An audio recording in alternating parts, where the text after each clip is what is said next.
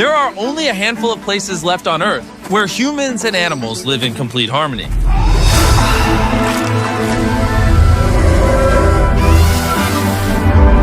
the heart of Africa, in Kenya, lies the Masai Mara.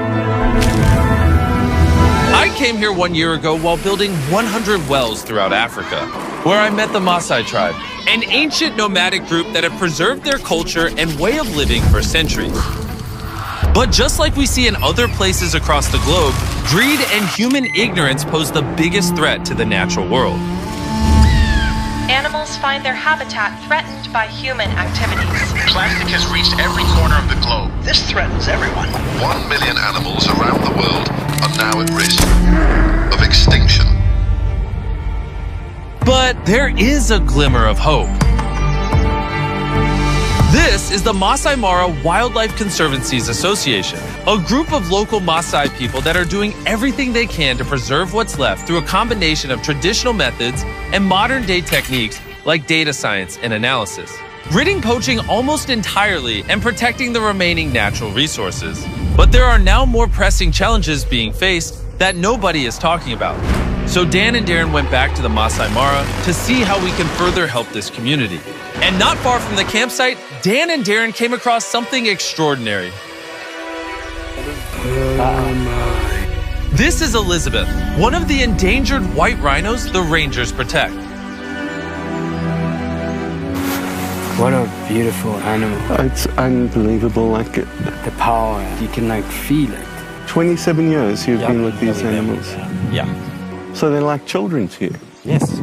These rangers work day and night to ensure the protection of these endangered animals. And because they are all local Maasai people, they have a deeper understanding of who they are as shepherds of the wildlife. When we arrived at the campsite, we met with Daniel, the CEO of the Maasai Conservancies, to find out what other challenges they are facing. If you look at the last 40 years, scientific information shows a decline of wildlife numbers, and nearly 40% of the wildlife have been lost.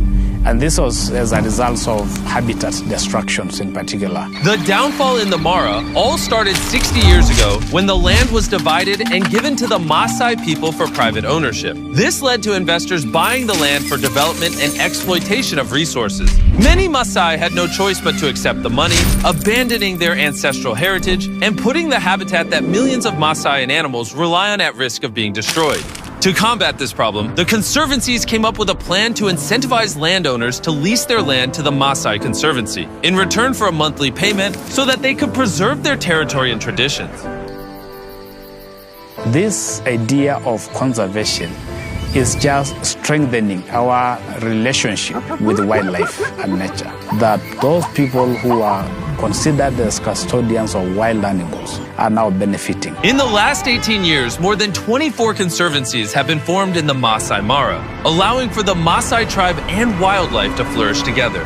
But Tarn, the lead project manager for the Conservancy, told us that natural disasters and weather events like climate change have proven to be the biggest problem that the Maasai now faces.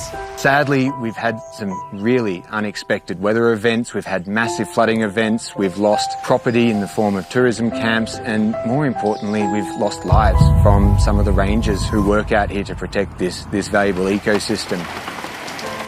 We've seen quite devastating floods. As they are coming back from their normal patrols, they found that the water level has risen in the river. So they were actually trying to cross. The vehicles was toppled over by the strong currents of the water, and out of the 7 rangers, 2 rangers lost their lives. They lost their lives in the line of duty, protecting our precious natural resources. We're trying to find a way to support the affected families. Both rangers had large families who they provided for on a daily basis, and their tragic death has now left the families without a source of income. Hopefully in the future we can have an alert system to avoid these sorts of tragedies ever happening again. One way the Conservancies are looking to combat this problem is through the installation of weather stations. Weather stations are crucial for doing the ecosystem monitoring work and ultimately being able to make informed ecosystem management decisions funds that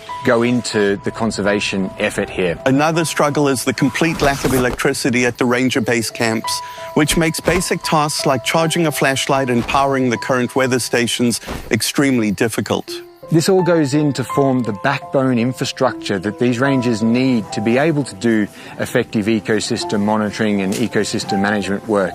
And that's been a big shift in how conservation has worked in this landscape over the past 20 years. It feels like we're at an inflection point in time right now, and if we don't do something about this, it may be lost forever. We want to do everything we can to make a long-lasting impact on the conservation in the Masai Mara. So Darren met up with Michelle, the president from our long-term partners GivePower.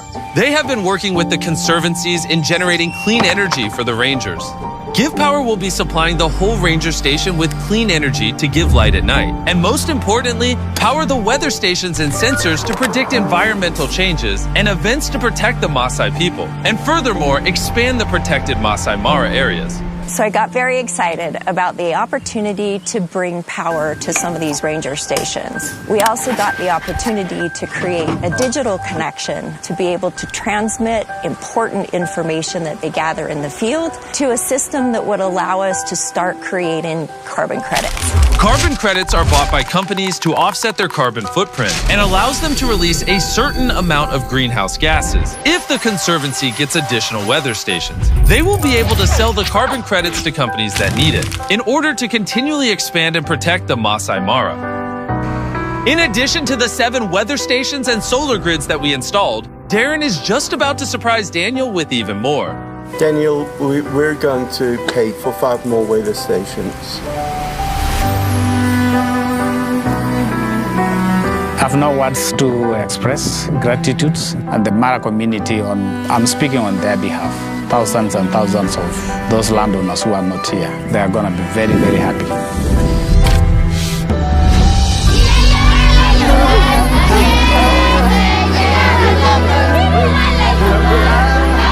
Thanks to all the work that has been done on this project. This will make it possible for the rangers to be well equipped for their fight to protect the wildlife. The conservancies will also be able to generate their own income from the carbon projects, allowing for enough funds to lease out more lands. That will provide larger areas for the wildlife to thrive, as well as offer the Maasai people the opportunity to live as they have done for centuries.